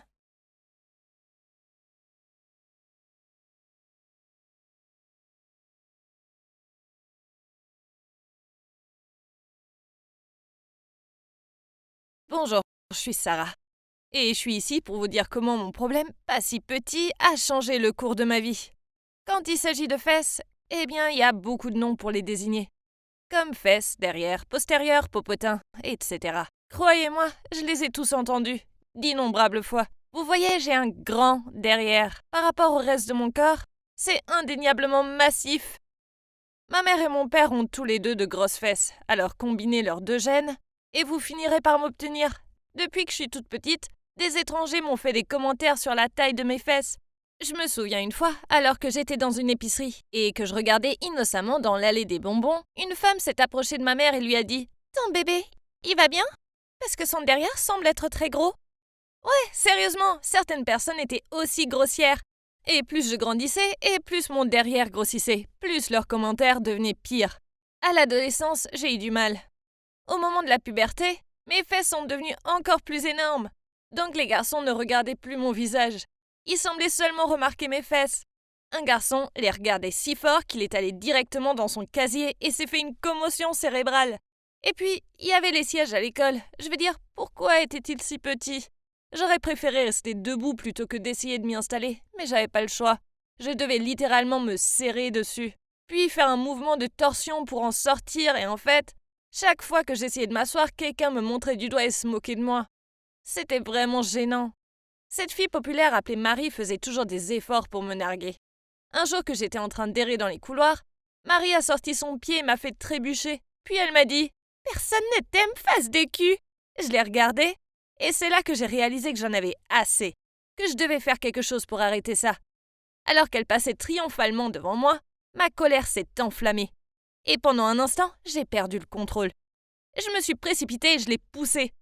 L'instant d'après, elle est tombée dans les escaliers et était allongée là, inconsciente. Je suis restée stupéfaite en la regardant. Je n'avais pas remarqué que nous étions près des escaliers. En voyant ça, son groupe de filles méchantes s'est précipité et a commencé à me frapper. Je n'ai rien pu faire d'autre que de m'allonger par terre et de garder la tête froide. Puis une voix s'est élevée du fond de la foule. « Laissez-la tranquille. C'est pas de sa faute si elle a un gros derrière. » C'était une fille qui s'appelait Anna. Après ça, on a commencé à se fréquenter davantage, à l'école et dehors. Le fait d'avoir Anna à mes côtés m'a fait me sentir plus forte. Et les commentaires méchants sur la taille de mes fesses ne me dérangeaient plus autant. Ma vie à l'école s'est un peu améliorée. Et puis un jour, ce gosse de riche à l'école organisait une énorme fête de fin d'études dans la maison de sa famille. Pour la première fois depuis longtemps, je me suis sentie assez confiante pour y aller. Je suis arrivée à la fête en portant ma plus jolie robe. J'ai vu Marie avec sa grande bande d'aspirantes, mais je savais qu'il y aurait beaucoup de problèmes si elle me voyait. Alors j'ai choisi de l'éviter. Puis j'ai repéré Thomas, le plus beau et le plus gentil des gars que je connaissais. J'avais le béguin pour lui depuis la maternelle, mais j'avais toujours été trop gênée pour lui en parler. « Va lui parler !» m'a encouragée Anna. « Vas-y, avant que Marie ne l'atteigne en premier. » Mes nerfs ont pris le dessus, alors je lui ai dit « Mais s'il n'est pas intéressé ?» Elle a roulé des yeux vers moi. « Ça n'arrivera pas. Maintenant, vas-y. » Il avait l'air heureux de me voir, et nous avons tous les deux traîné et beaucoup bu. Puis nous sommes montés en douce dans la chambre principale. On s'est assis sur le lit, et il m'a regardé. Genre, m'a vraiment regardé. Puis a dit « Je t'aime vraiment bien, Sarah, et je pense que t'es la plus belle fille de l'école. » J'ai rougi. C'était la chose la plus douce qu'un garçon ne m'ait jamais dit. Puis il s'est penché et m'a embrassée. Oh mon Dieu, c'était stupéfiant! Nous nous embrassions passionnément quand la porte s'est ouverte et que quelqu'un a crié « Pourquoi es-tu avec elle ?» C'était une Marie furieuse qui regardait. Elle a continué à nous crier dessus et a même essayé de me frapper. Mais Thomas m'a protégée, puis il m'a pris la main et m'a fait sortir de la pièce. Marie a continué à me crier des commentaires méchants. Mais je m'en fichais. Thomas m'aimait bien. Et elle avait juste besoin de faire avec.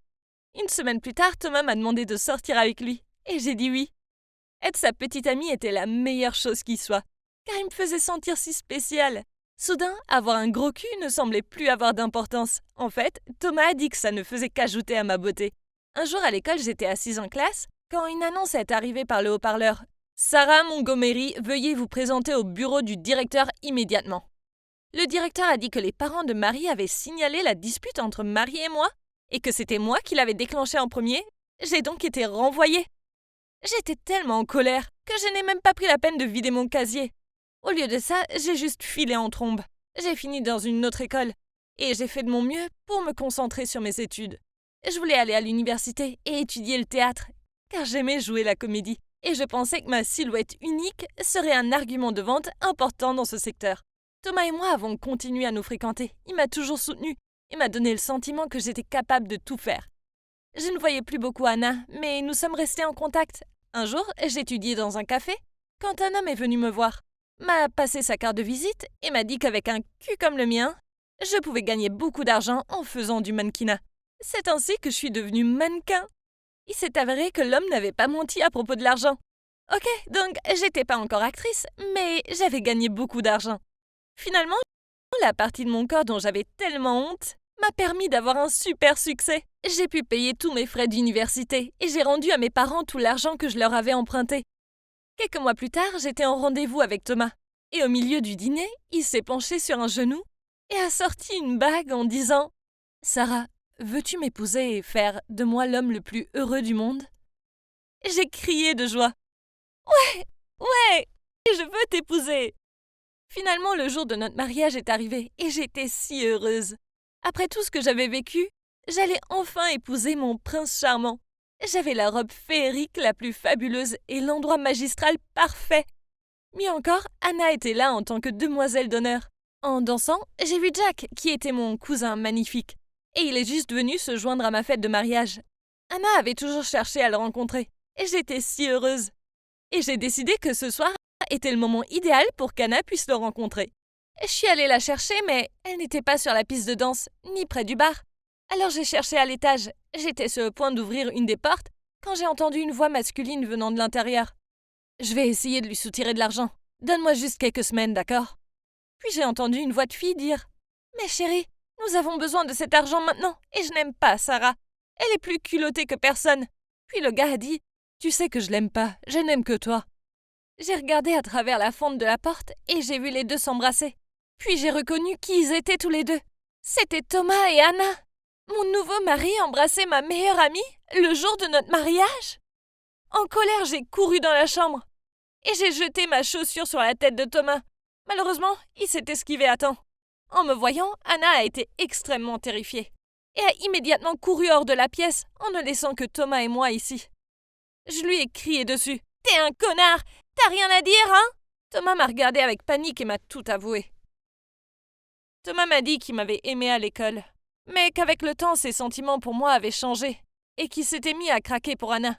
Il allait rompre avec moi, mais j'ai fini par réussir. Comme c'était lui qui m'avait soutenu, il a pensé qu'il était juste qu'il reçoive une part de mon argent. Alors lui et Anna ont monté tout ce plan de mariage pour prendre la moitié de mon argent. J'étais tellement choquée que j'ai dû m'asseoir par terre. J'avais l'impression que mon cœur se brisait dans ma poitrine. J'ai alors ouvert la bouche et j'ai crié de toutes mes forces. Je suis sortie de cet endroit en pleurant et le mariage a été annulé. Je ne vais pas mentir, ça a été dur. Être trahi par l'homme que j'aimais et par ma meilleure amie a été douloureux. J'ai versé beaucoup de larmes sur eux. Mais je refuse d'en verser davantage. Il s'avère que Thomas n'était pas l'homme qu'il me fallait.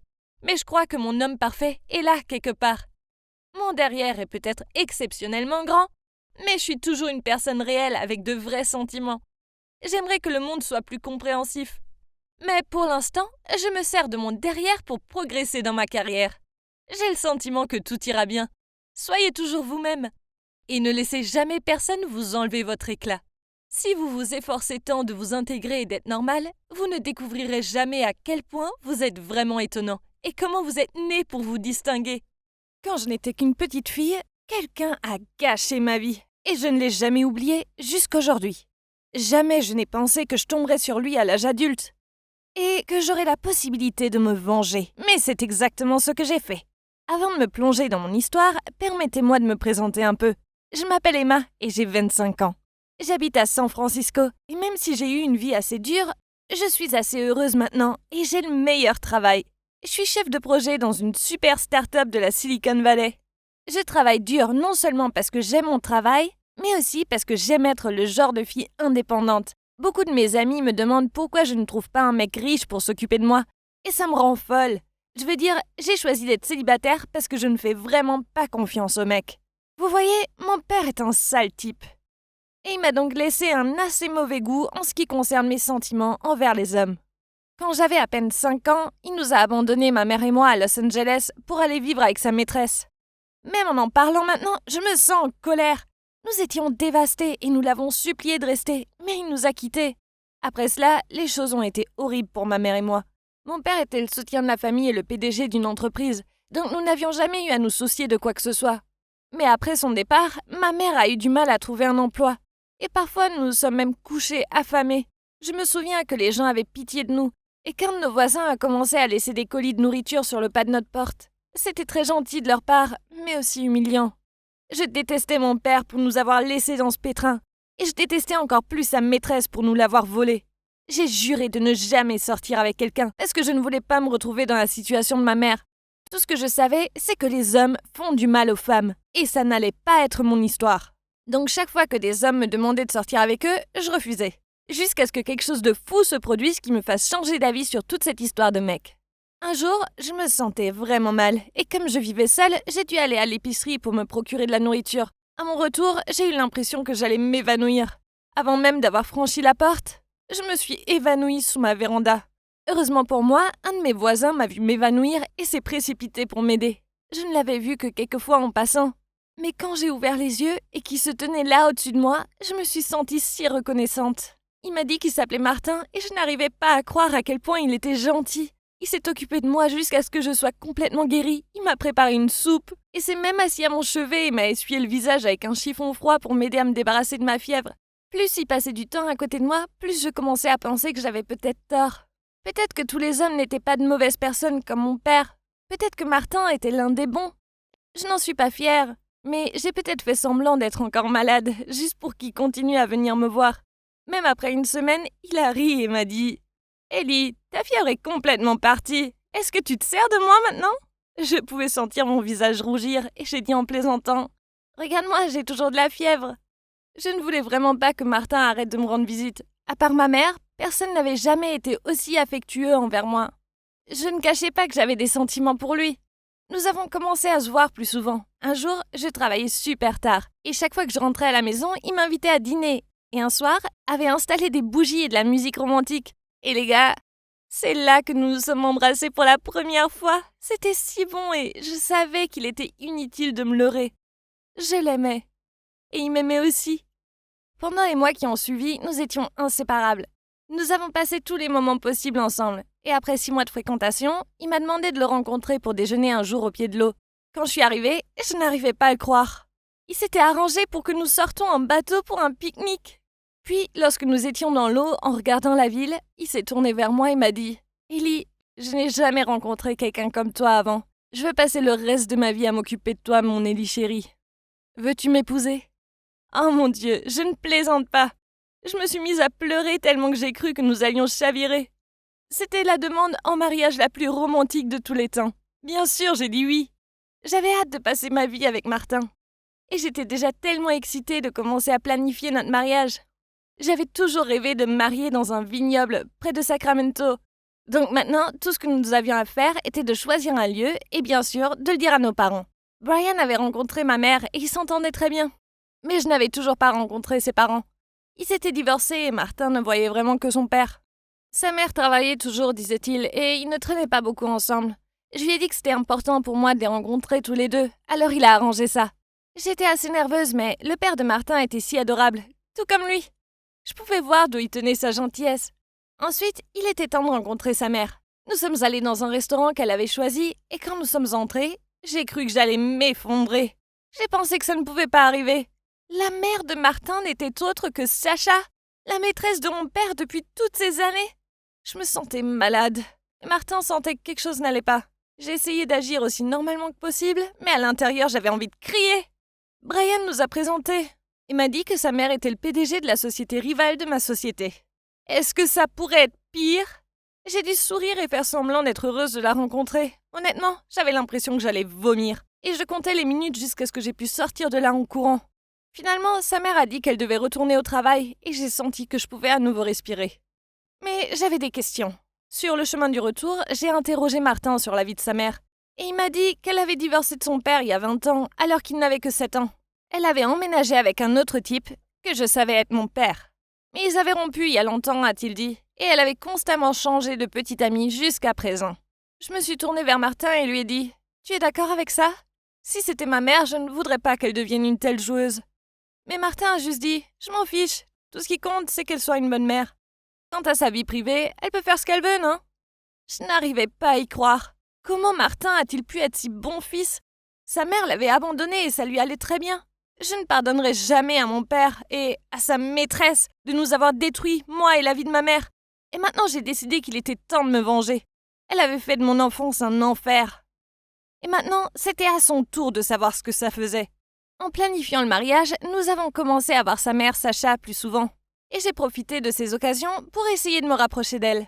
Puis un jour, j'ai commencé à me plaindre de mon travail. Même si je l'aimais bien, Et Sacha m'a dit « Pourquoi ne viens-tu pas travailler pour moi ? Il y a un poste à pourvoir et tu serais parfaite pour ça. Je veux dire, tu as tellement d'expérience. » C'était exactement ce que je voulais.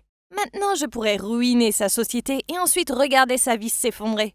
Tout le monde était surpris que je quitte mon emploi pour travailler dans l'entreprise rivale, mais je n'avais même pas le temps de me soucier de ce qu'ils pensaient. Le premier jour dans mon nouveau travail, Sacha m'a présenté à tout le monde dans le département de conception de logiciels.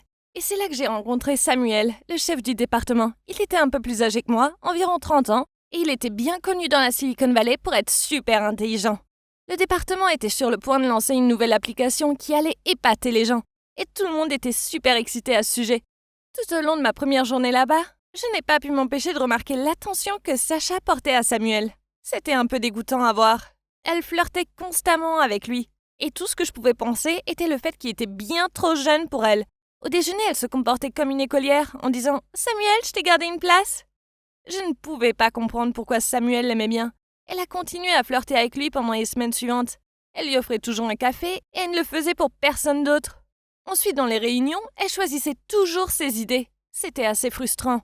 Et j'ai même pensé à dire à Martin qu'il semblait que sa mère avait trouvé un nouveau garçon jouet. Mais un jour, j'ai travaillé tard et quand je suis passée devant la salle de réunion pour aller aux toilettes, j'ai entendu Sacha et Samuel discuter et je n'ai pas pu m'empêcher d'écouter aux portes.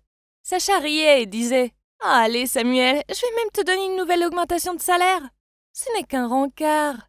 Puis Samuel a dit « Désolé, je peux vraiment pas. Je suis trop occupée et pour être honnête, je n'avais pas ce genre de sentiment pour toi. Je suis vraiment désolée. » Oh, j'ai été très heureuse d'entendre Samuel la rejeter. Elle ne méritait pas un gentil garçon comme Samuel. En retournant à mon bureau, j'ai regardé dans la salle de réunion. Et j'ai vu à quel point elle avait l'air contrariée. Elle avait vraiment l'air blessée. Samuel devait beaucoup lui plaire. Et c'est alors que mon plan a commencé à se dérouler. Je lui ferais ce qu'elle avait fait à ma mère. Je lui volerais le gars qu'elle aimait juste sous son nez. Salut tout le monde, c'est encore moi, Emma. Je vous ai raconté comment mon père nous a abandonnés, ma mère et moi, quand j'étais enfant, pour aller vivre avec sa maîtresse. Et cela m'a amené à ne jamais vouloir sortir avec des mecs. Mais ensuite, j'ai rencontré Martin et nous nous sommes fiancés. Rencontrer sa mère a été un grand choc, parce qu'elle n'était autre que la maîtresse de mon père depuis toutes ces années.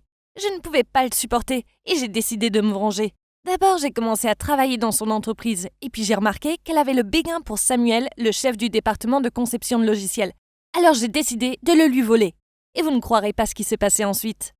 Un vendredi soir, après le départ de tout le monde, j'ai remarqué que Samuel travaillait toujours.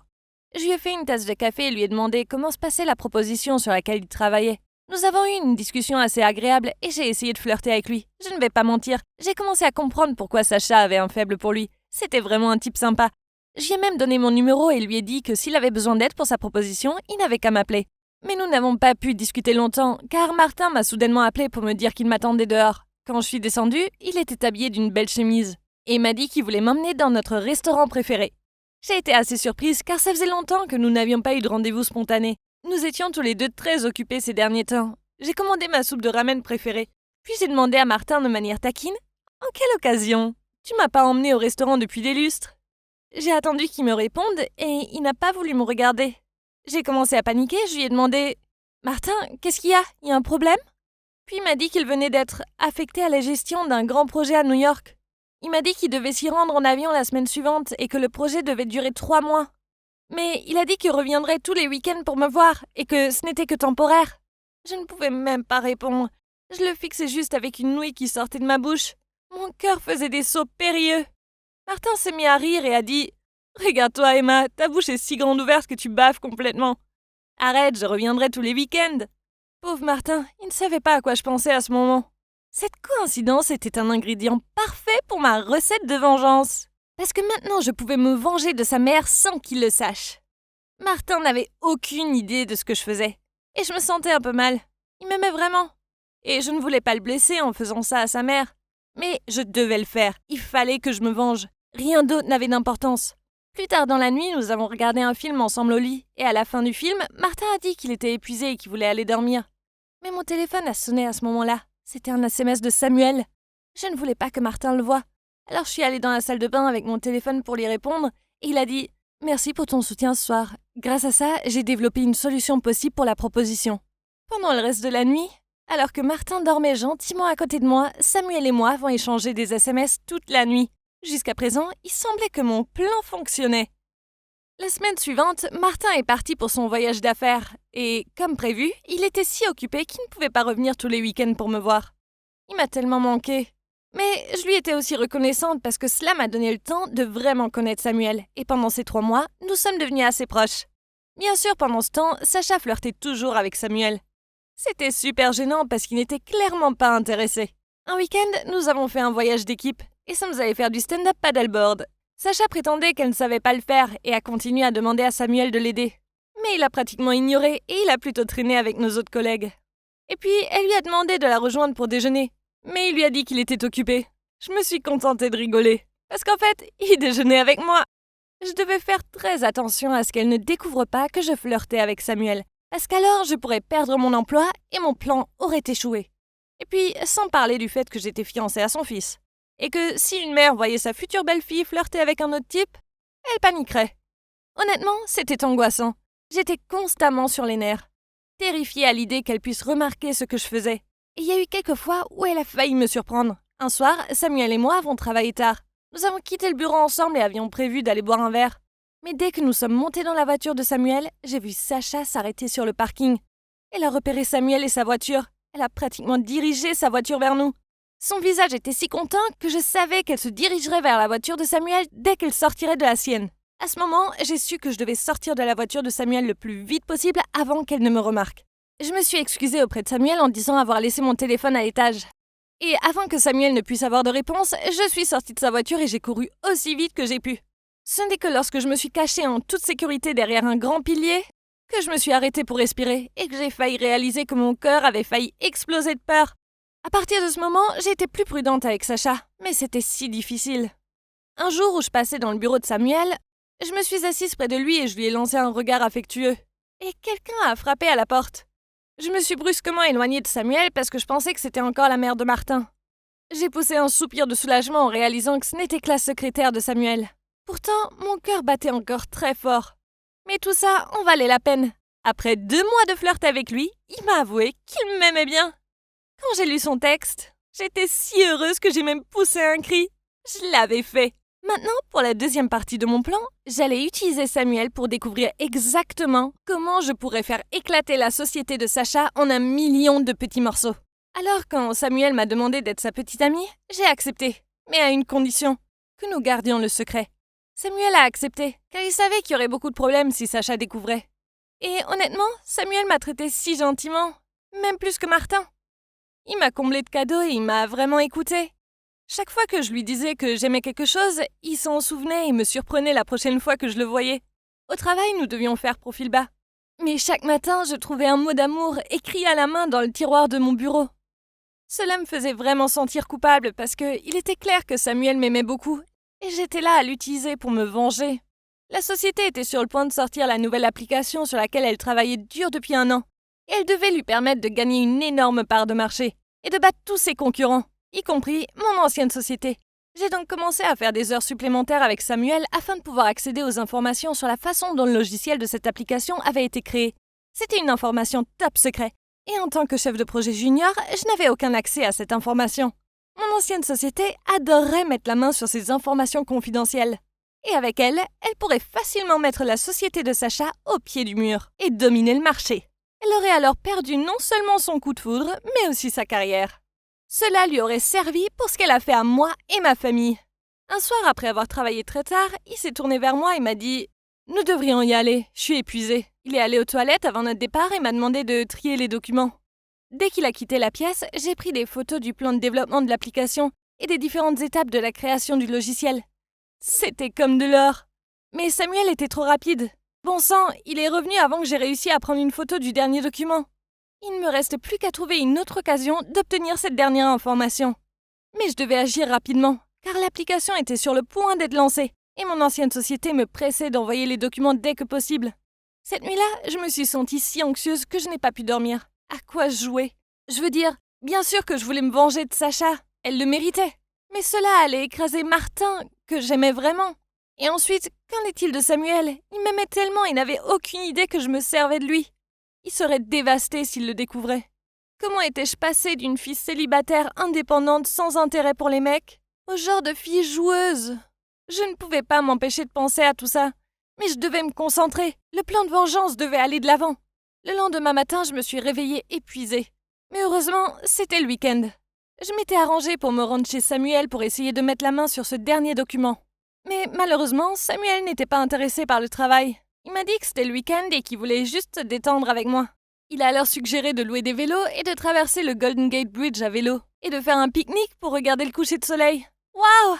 Ça a fini par être la meilleure journée de tous les temps. Je me sentais si heureuse et je n'avais pas réalisé à quel point Samuel pouvait être drôle. Nous avons ri sans arrêt et je ne voulais pas que la journée se termine.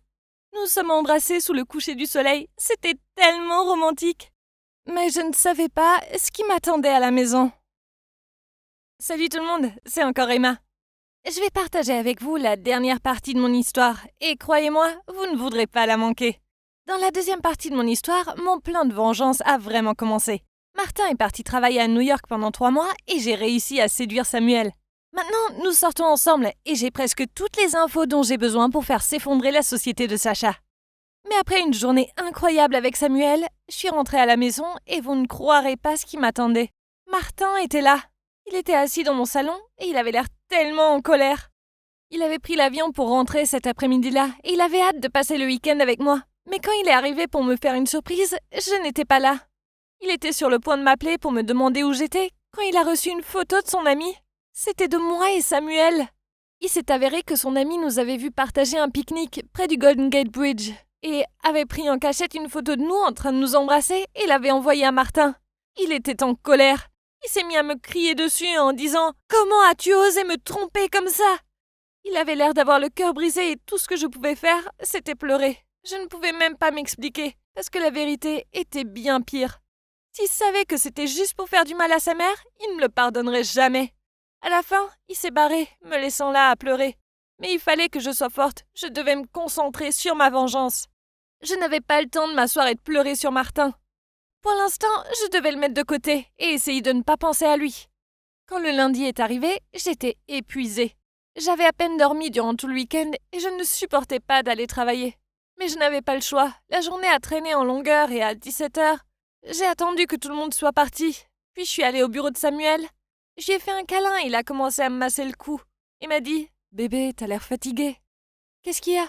J'ai répondu en disant « Non, ça va. En fait, je vais beaucoup mieux maintenant que je t'ai vu. » Bien que je ne dirais pas non à une tasse de café.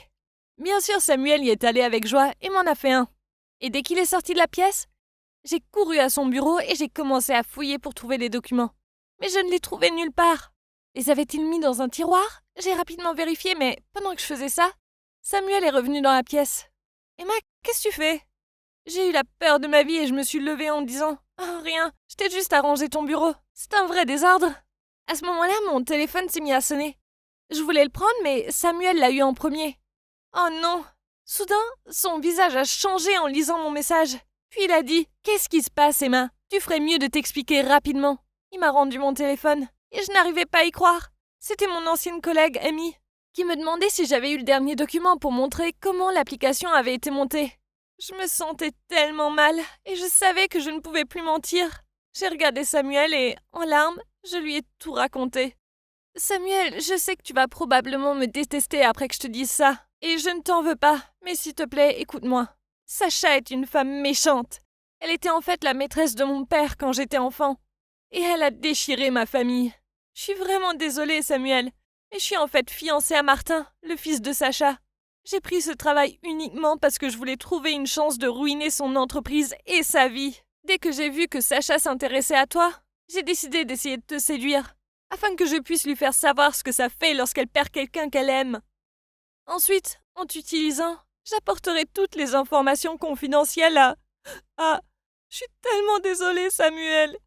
Le temps que je finisse de lui dire, je pleurais tellement que je pouvais à peine respirer. Et je savais que Samuel serait profondément en colère. Mais au lieu de ça, quelque chose de fou s'est produit. Il est venu et m'a pris dans ses bras. Il m'a dit de me calmer, puis il m'a dit « La vengeance est inutile, Emma. Elle ne fait de bien à personne, surtout pas à toi. Je sais que Sacha t'a fait du mal, mais tu dois laisser tomber. C'est du passé maintenant. Bien sûr, ça peut te faire du bien en ce moment, mais à long terme, seras-tu plus heureuse ?» J'ai pleuré encore plus alors. Pourquoi était-il encore si gentil avec moi ? Je ne méritais pas ça.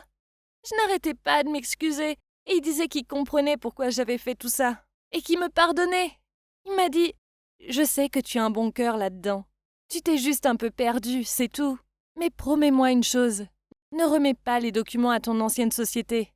Notre société a travaillé si dur sur ce dossier. S'il te plaît, ne le fais pas, Emma. » C'était le moins que je puisse faire après tout ce que je lui avais fait jusqu'à présent. J'ai promis de ne pas lui remettre les documents. Et après avoir laissé Samuel au bureau, j'ai réalisé quelque chose.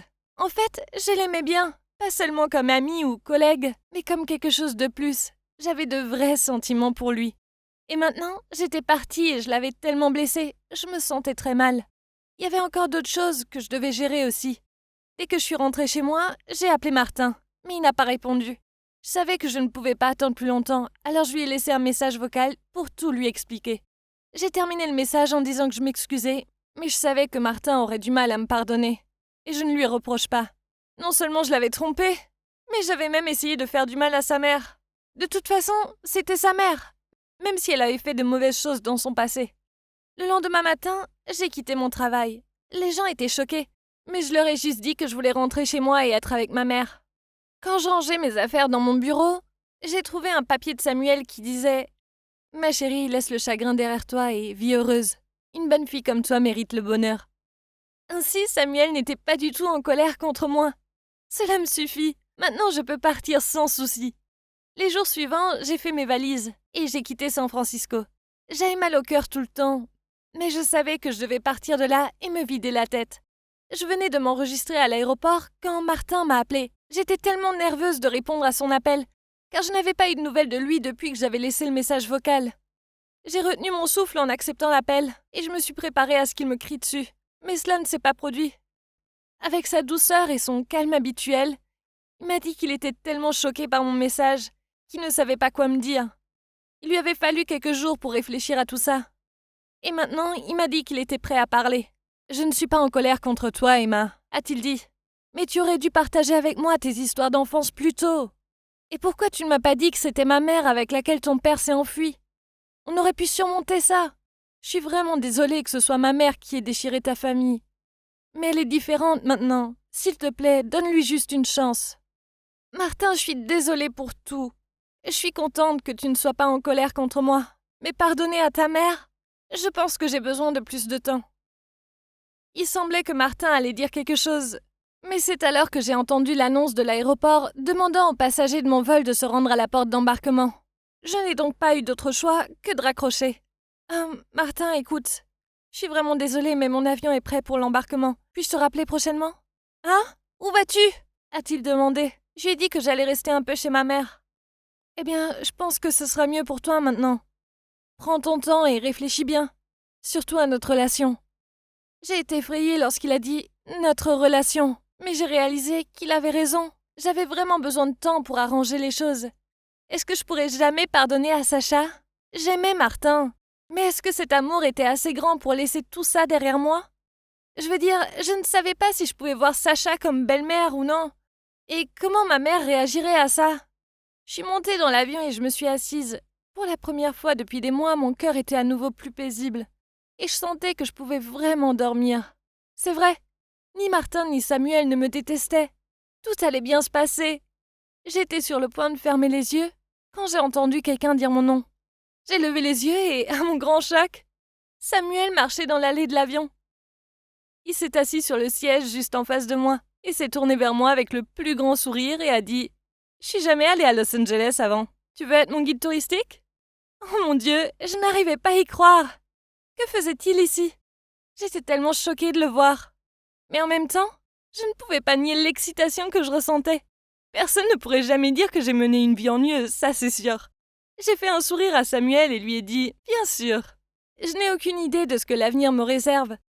Mais je suppose que je le découvrirai bientôt. Souhaitez-moi... Salut à tous, je m'appelle Jason. J'ai 17 ans et j'habite avec ma mère, mon père et ma sœur. On est plutôt une famille normale. J'imagine que je m'en sors à l'école, car je ne suis pas populaire ou autre, car je suis un peu timide, mais je ne suis pas non plus un tocard. Je suis très bon en sport et je veux vraiment continuer là-dedans quand j'irai à la fac, etc. Bref, je vais vous parler de mon meilleur ami Dimitri et de la fille de mes rêves, Amélie. J'ai rencontré Dimitri quand j'avais 10 ans. On était tous les deux à la piscine du quartier et à l'époque j'étais très impulsif. Donc je faisais plein de choses sans réfléchir. Je m'amusais dans la piscine et très vite je me suis rendu compte que je n'avais pas pied. Je ne savais pas nager. Alors oui, c'était grave. Je me suis mis à paniquer et j'ai essayé de crier à l'aide, mais j'avalais plein d'eau. Puis Dimitri est arrivé et m'a aidé à regagner le bord. Il se trouve qu'il était nouveau en ville et était dans le même établissement que moi. Après ça, on est devenus meilleurs amis. Dimitri, c'est ce mec cool, stylé et très beau. Il a toujours été plus populaire que moi et toutes les filles l'aimaient, mais malgré tout, il a choisi d'être mon ami. On s'amusait toujours avec lui. On sortait, on jouait au foot et on faisait les imbéciles. Et il y a cette fille du lycée, Amélie. Elle est très belle et populaire. Elle porte toujours de jolies robes et puis on ne voit qu'elle. Le problème, c'est que je ne suis pas le seul à l'avoir remarqué. Quasiment tous les mecs du lycée avaient un coup de cœur pour elle. Je n'avais aucune chance avec elle. Mais ensuite, il y a eu un pique-nique. Je me suis retrouvé dans le même groupe qu'elle. Alors, je suis allé la voir pour lui parler. Je me sentais si nerveux que je n'arrivais pas à parler. Puis j'ai trébuché sur une branche et je suis malencontreusement tombé dans ses bras. À ce moment-là, j'imaginais qu'on se regardait dans les yeux et elle voyait à quel point je l'appréciais. Puis on s'embrassait, on sortait ensemble, puis on se mariait et on vivait un vrai conte de fées. Mais oui, ce n'était pas la réalité. Dans la vraie vie, j'étais raide comme un bout de bois et j'étais si gêné que je me suis rapidement relevé en marmonnant désolé. Elle a rigolé puis a dit « Pas de problème, j'espère que tu ne t'es pas fait mal ». Bizarrement, on s'est mis à se parler après ça. Les choses ont rapidement évolué entre elle et moi. On parlait beaucoup sur Messenger et je m'asseyais souvent avec elle à la cantine. Elle était vraiment marrante et j'adorais passer du temps avec elle. Puis on a commencé à sortir ensemble. Je devais souvent me pincer pour réaliser que oui, je sortais avec la plus belle fille du lycée. On adorait tous les deux la nature, alors on passait souvent nos week-ends en balade et à explorer de nouveaux coins. Notre premier baiser a eu lieu dans ma chambre. On devait travailler sur un projet en sciences, mais je n'arrêtais pas de la regarder. Elle était si belle. Alors je me suis penché pour l'embrasser. C'était comme s'il y avait des feux d'artifice autour de nous. C'était magique. Après ça, on est devenus quasiment inséparables. J'allais souvent au restaurant avec sa famille et elle venait régulièrement dîner chez moi. Tout allait super bien. C'était ma princesse. Quand elle était là, j'étais heureux et je n'imaginais pas ma vie sans elle. Puis un soir, elle m'a envoyé un message. « Je t'aime ». Ça m'a fait sourire et j'ai répondu « Je t'aime aussi, Amélie ». Puis, à ma surprise, elle a répondu « C'est quoi l'amour au juste ?» Je ne comprenais pas ce qu'elle voulait dire, mais avant de pouvoir lui demander, elle m'a envoyé une vidéo d'elle avec « Dimitri, mon meilleur ami Dimitri ». Puis elle m'a écrit « C'est à ça que le véritable amour ressemble ». Je n'en croyais pas mes yeux. J'ai tout de suite lancé mon téléphone par terre. J'avais le cœur brisé. Comment pouvait-elle me faire ça? Et avec mon meilleur ami? J'ai pleuré pendant des jours et des nuits. C'était terrible. C'était comme si je ne pourrais plus jamais être heureux. Je pleure rarement, alors ma famille était très inquiète et essayait de me consoler, mais ni leurs mots ou gestes ne me réconfortaient. Pire encore, j'angoissais de retourner en cours et de les voir ensemble. Ils ne me rendaient pas la tâche facile. Dès que je suis allé à mon casier, je les ai vus, en train de s'embrasser. Il y avait une rumeur disant qu'ils étaient très amoureux. Elle qui disait m'aimer. C'était tellement douloureux. Dimitri ne semblait pas gêné de m'avoir fait du mal. C'est le problème avec Dimitri. Parfois, il ne réfléchit pas. Il obtient ce qu'il veut sans se soucier de qui il écrase au passage. En plus, on n'était plus aussi proches qu'avant. Car depuis le lycée, il s'était mis à fréquenter des bad boys. Je lui ai dit qu'Amélie était une menteuse et qu'elle le laisserait vite tomber. Mais il a simplement haussé les épaules en disant « n'importe quoi ». Je sais que vous vous demandez sûrement pourquoi je suis resté ami avec Dimitri après ce qu'il m'a fait. Je pense que je suis trop gentil. Mais je ne pouvais pas briser notre amitié de 7 ans à cause de ça. C'était déjà assez horrible de perdre l'amour de ma vie, je ne pouvais pas supporter de perdre mon meilleur ami aussi. Oui, je me sentais trahi et en colère. Mais Amélie avait fait son choix, et ce n'était pas moi. Puis, un soir, j'étais dans le métro pour rentrer chez moi. La seule place libre était à côté d'Amélie. Alors je me suis assis à côté d'elle. Au début, c'était gênant, et on ne se parlait pas. Puis je lui ai demandé « Pourquoi tu m'as trompé ?» Elle a répondu « Eh bien, Dimitri est plus riche, plus populaire, et c'est le mec le plus beau du lycée. Je me suis seulement servi de toi pour me rapprocher de lui. » C'était horrible d'entendre ça. J'étais tellement énervé que je suis resté debout pour le reste du trajet. Le lendemain, j'ai essayé de dire à Dimitri ce qu'Amélie m'avait dit. Il m'a dit que j'étais simplement jaloux, m'a poussé et m'a crié dessus en me disant d'arrêter d'être si aigri. On ne s'est pas parlé pendant 2 semaines après ça. Je me sentais très seul. Mais il se trouve que ni Dimitri ni Amélie n'étaient les personnes que je pensais. Dimitri a essayé de m'appeler, mais j'ai ignoré ses appels. Il m'a aussi envoyé des messages d'excuses maladroits, mais je ne répondais pas.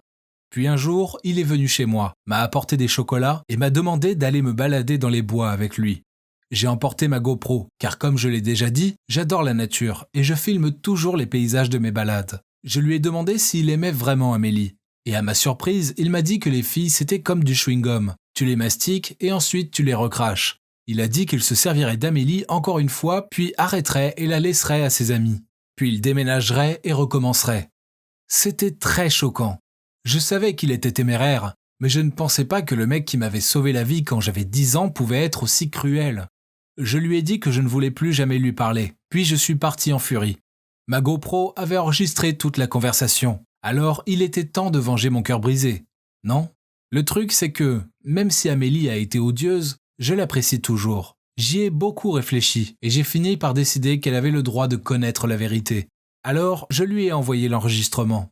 Même après l'avoir vu, elle m'a dit que je l'avais modifié pour que Dimitri paraisse méchant car j'étais simplement jaloux. Je savais que ses parents pensaient qu'elle était adorable et innocente. Alors je lui ai dit que si elle ne rompait pas avec Dimitri, je leur enverrais la vidéo. Elle a voulu refuser au début, puis elle a cédé et m'a supplié de ne pas leur montrer. J'ai découvert plus tard qu'elle a continué à voir Dimitri en cachette pendant des semaines. Mais elle a fini par voir son côté obscur. Elle est même venue au lycée pour me remercier de l'avoir aidée et s'est excusée de m'avoir blessé. Je n'avais pas essayé de la protéger de Dimitri car je voulais être sympa avec elle ou autre. En fait, je pensais qu'être témoin d'un crime était aussi grave que de le commettre. J'imagine que puisqu'Amélie avait été méchante avec moi, je ne voulais pas qu'elle soit blessée, surtout pas par cet abruti. En fait, après ça, elle est même venue me voir une fois pour me demander d'être son petit copain à nouveau. Mais bien sûr, je n'étais pas bête. On ne chasse pas sa véritable nature. Alors je lui ai assuré que ma réponse serait toujours non et qu'on devait juste rester amis. Quant à Dimitri et moi, on n'est plus amis. J'ai d'autres amis, mais c'est difficile, car une partie de moi le regrette toujours, mais je n'aime pas la personne qu'il est devenu. Merci d'avoir écouté mon histoire. J'espère que vous n'aurez pas à vivre ce que j'ai vécu. Mais si c'est le cas, j'espère que vous aurez le courage de faire ce qui est juste, même si c'est difficile.